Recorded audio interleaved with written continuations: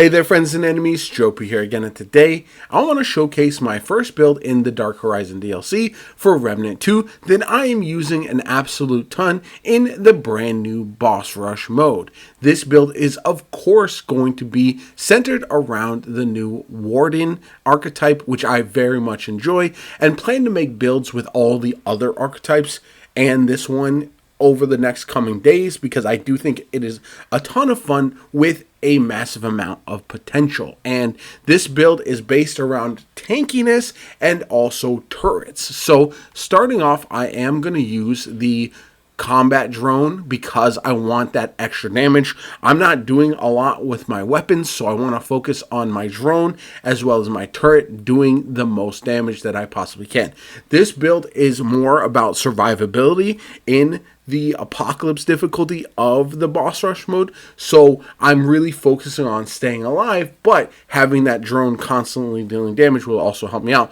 Plus, I'll be the main warded target, which will increase fire rate and all that kind of good stuff, which is very nice as well. The other skill that I'm using is going to be the impact cannon. I can drop this on the ground to use the mods for my weapons at any point, and then it'll do some damage to enemies trying to rush me, or I can use it for long range to take out enemies and do damage to bosses.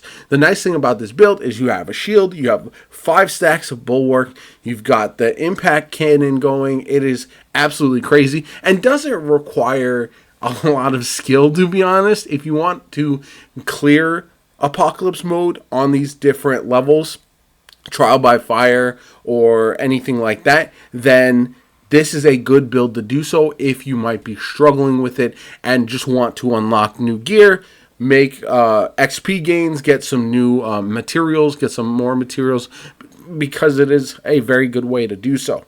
Now, as far as what I am rocking, I do have on the Lido Mark 1 set, super heavy armor, and it is just really tanky. You really won't be dodging at all with this build, which is pretty hilarious. And yeah, you'll see my max weight, so I will flop if I do dodge, but not really all that necessary for the most part. Tranquil Heart, so passively gain 2 health regen. This is very nice. If you use it, you'll get double health regen as well. Then we've got the Whispering Marble. This is giving me 3 stacks of bulwark while I am targeted by my drone. I get an additional stack as well, and so the damage is up by 2% per stack. And you'll see I have a ring that adds another stack, so I have the max 5 stacks of bulwark for that 10% damage increase. Burden of the Seal List. This is really nice for increased mod damage. I'm not doing a ton of mod damage, to be honest, but I don't really need my weapons for ammo reserve, so having that extra is very nice as well. Dried Clay Ring, this is where I get the extra stack of bulwark, and also all damage is increase all damage by 50% of the total damage reduction granted by bulwark. So again, huge damage upgrade there. That's going to help me out quite a bit. We got Ring of Ordnance. This is what allows me to essentially spam my impact cannon at all times, and so I can never have to put it down if I don't want to. It's pretty insane. And then finally, Zoe's Ring for increased mod duration. The reason I have this is because I am using Monolith now. I know this is absolutely broken before the recent patch, but the main reason I'm running it right now is for the exposed on targets. So targets receive 15% additional damage from all sources. I'm going to be using my impact cannon. So essentially what I want to do is launch a sandstorm and then put the weapon away. For the most part, you might have to shoot some shots if you don't have a sandstorm ready in order to generate some mod power and also get a little bit of exposed on enemies. I'm also going to be rocking the Nebula. Again, overused recently, but having corroded pretty much permanently on enemies is very, very nice. Harmonizer on this one for additional mod damage, and then on this one feedback for increased mod power. World's Edge, whatever you want here. I wanted to go full meta from last patch, so that's why I'm rocking these 3, to be honest. But you can swap out World's Edge for whatever melee weapon you want.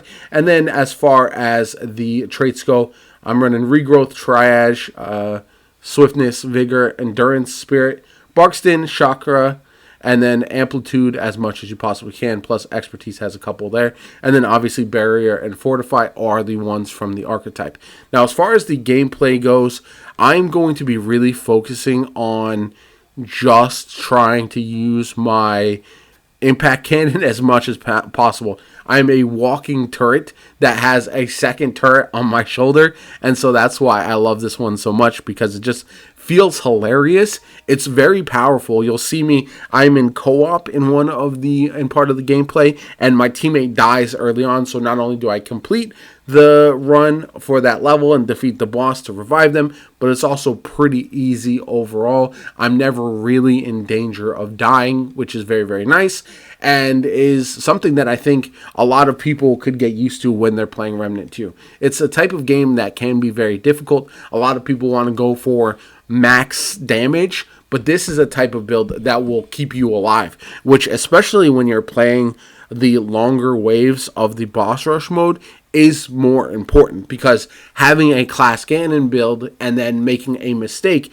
can make it very frustrating, because you essentially will lose some progress after making it 5, 7, 9 bosses deep, and that can be incredibly frustrating. So for me, I like this build quite a bit. Nice and simple, definitely for players who might not often play on Apocalypse difficulty, might be trying to test out some new things with the Warden and try out a new playstyle, and I think this one is phenomenal for all of that. It really has a fun kind of synergy as well, but having those max bulwark stacks and the constant shield if I get low health, or if I use my relic, I get some shield. Just a lot of bonuses there to running the Warden, especially as my main archetype, because I also have that dynamic prime perk. So after 10 seconds of not being damaged, I generate a shield for 23% of max health, which is nice, and then increase base Nerudian energy reserves for turret and drone by 50%.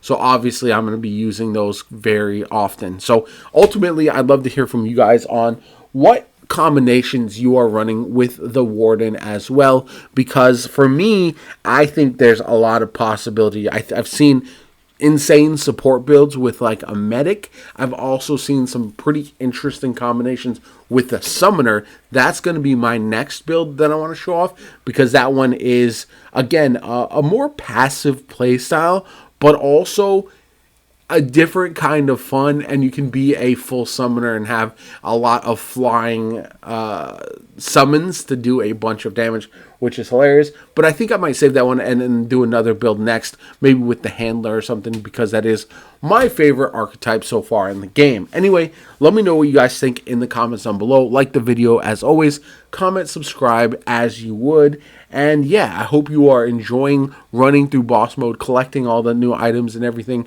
and testing out different builds with the Warden, because for me it's been an absolute blast, and I don't want to put this game down anytime soon. My name is JoPa. Have a good one. Catch you all later.